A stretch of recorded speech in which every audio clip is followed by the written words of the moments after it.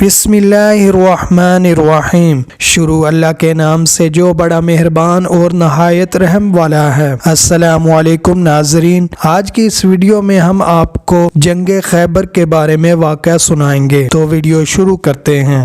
معاہدہ حدیبیہ کے بعد حضور نبی کریم صلی اللہ علیہ وسلم کو اس بات پر اطمینان ہو گیا کہ اب کچھ عرصہ تک مشرکین مکہ کی جانب سے کسی قسم کا کوئی خطرہ لاحق نہیں ہوگا، تو آپ صلی اللہ علیہ وسلم نے اب مدینہ منورہ کے اطراف میں واقع ان سازشی قبائل کی جانب اپنی توجہ مرکوز فرمائی جو آئے دن مدینہ منورہ کا سکون برباد کرنے اور مسلمانوں کو نقصان پہنچانے کے منصوبے بناتے رہتے تھے۔ چنانچہ حضور نبی کریم صلی اللہ علیہ وسلم نے سب سے پہلے خیبر کا رخ کیا۔ خیبر شہر میں کئی بلند ٹیلے اور پہاڑ موجود تھے اور یہ خالصتاً یہودی بستی تھی۔ خیبر مدینہ منورہ سے 80 میل کے فاصلے پر واقع تھا۔ حضور نبی کریم صلی اللہ علیہ وسلم مدینہ منورہ سے قریباً 1600 جان نثار صحابہ کرام رضی اللہ عنہم کے ساتھ روانہ ہوئے۔ حضرت سیدنا علی المرتضی رضی اللہ عنہ جو کہ اس وقت اشوب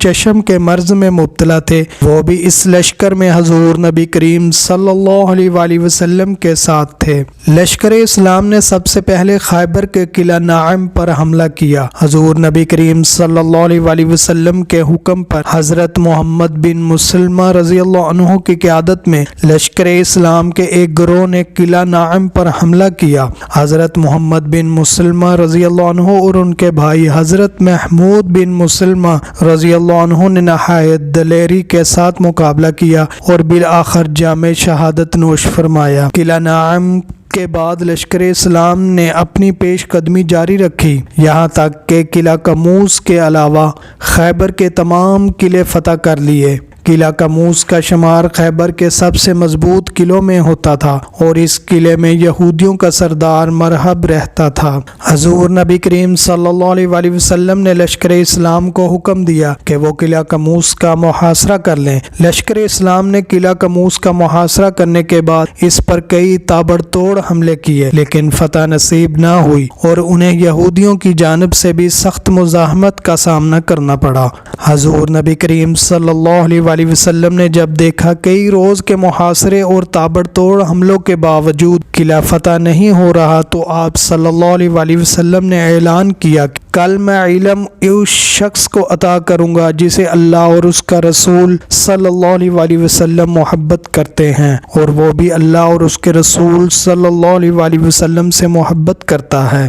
اللہ اس شخص کے ہاتھوں قلعہ فتح فرمائے گا۔ حضور نبی کریم صلی اللہ علیہ وسلم کا فرمان سن کر تمام صحابہ کرام رضی اللہ عنہم کے دل میں یہ خواہش پیدا ہوئی کہ علم اسے عطا ہو۔ اگلے روز جمعہ تھا۔ حضور نبی کریم صلی اللہ علیہ وسلم نے جمعہ کی نماز کی ادائیگی کے بعد دریافت کیا کہ علی رضی اللہ عنہ اس وقت کہاں ہیں۔ حضرت سیدنا علی المرتضی رضی اللہ عنہ جو کہ ابھی تک اشوب چشم کے مرض میں مبتلا تھے اور اسی وجہ سے جنگ میں عملی طور پر حصہ بھی نہ لے سکے تھے، انہیں بلایا گیا۔ حضور نبی کریم صلی اللہ علیہ وسلم نے دریافت فرمایا، علی رضی اللہ عنہ کیسے ہو؟ آپ رضی اللہ عنہ نے عرض کیا، یا رسول اللہ صلی اللہ علیہ وسلم آنکھیں دکھتی ہیں اور کچھ دکھائی نہیں دیتا۔ حضور نبی کریم صلی اللہ علیہ وسلم نے فرمایا، علی رضی اللہ عنہ میرے نزدیک آ جاؤ۔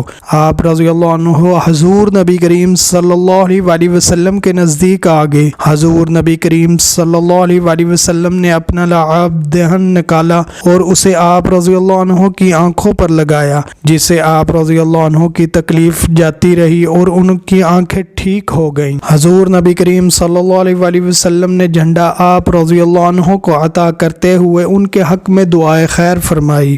حضرت سیدنا علی المرتضی رضی اللہ عنہ فرماتے ہیں، حضور نبی کریم صلی اللہ علیہ وسلم کے لعاب دہن لگانے کے بعد مجھے کبھی آنکھوں کی کوئی بیماری نہ ہوئی، بلکہ میری آنکھیں پہلے سے زیادہ روشن ہو گئیں۔ حضرت سیدنا علی المرتضی رضی اللہ عنہ لشکر اسلام کے ہمراہ قلعہ کموس کے دروازے پر پہنچے اور جھنڈا دروازے کے پاس گاڑ دیا۔ آپ رضی اللہ عنہ نے ایک مرتبہ پھر لوگوں کو اسلام کی دعوت دی جسے انہوں نے قبول کرنے سے انکار کر دیا۔ اس دوران ایک یہودی نے قلعہ کی چھت سے پوچھا کہ تم کون ہو؟ حضرت سیدنا علی المرتضیٰ رضی اللہ عنہ نے فرمایا میں علی بن ابی طالب ہوں۔ اس یہودی نے جب آپ رضی اللہ عنہ کا نام سنا تو کانپ اٹھا اور کہنے لگا تو رات کی قسم یہ شخص قلعہ فتح کیے بغیر ہرگز نہیں جائے گا۔ حضرت سیدنا علی المرتضیٰ رضی اللہ عنہ نے قلعہ قموس پر حملہ کیا تو یہودیوں کے سردار مرحب کا بھائی حارث کئی یہودیوں کے ساتھ مقابلے کے لیے نکلا۔ آپ رضی اللہ عنہ نے ایک ہی وار میں اس کا کام تمام کر دیا اور لشکر اسلام نے باقی کے تمام یہودیوں کو جہنم واصل کر دیا۔ مرحب کو جب اپنے بھائی کے قتل کی خبر ہوئی تو وہ غیظ و غضب کے عالم میں ایک لشکر کے ہمراہ قلعہ قموس سے باہر نکلا اور با آواز بلند کہنے لگا خیبر